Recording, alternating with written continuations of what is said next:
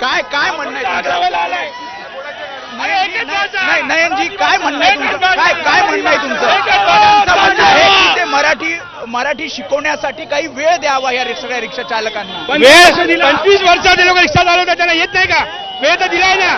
आणि हा नियम आधीपासूनच आहे. हे आता राजकारण का करतो निरुपम?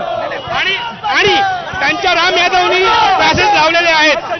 शिंदेगडचे राम यादवनी क्लासेस लावले. तुम्ही त्यांना संवाद साधू देणार नाहीत? संवाद साधायचा त्यांना रिक्षा चालकांसोबत. एक लक्षात घ्या, निरुपम राजकारण करतोय. रिक्षावाले ऐकायला तयार आहेत, आमच्याकडेही येत आहेत. आमच्या रिक्षावाल्यांनी उत्तर भारतीय स्टिकर लावलेत की मला मराठी येतं, मी मराठी बोलणार. महा निरुपम काय ते भाडवेगिरी करतोय? हा काय विरोध दाखवतो? विरोध काय करतो? तुम्ही संवाद साधू देणार नाही त्यांना?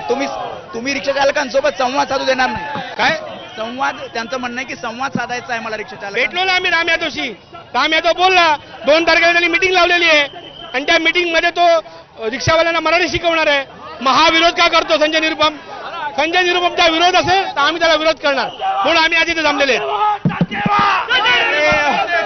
मनसैनिक आपण बघतोय दुसऱ्या बाजूला आक्रमक झालेले. अरे नेमका बट्टा काढवा.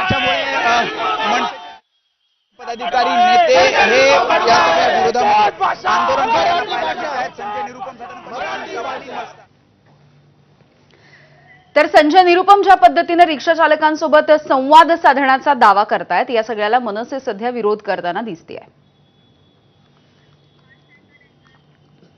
तर या सगळ्या घडामोडींकडे आपलं लक्ष राहणार आहे. तुर्तास सगळ्या महत्त्वाच्या बातम्यांचा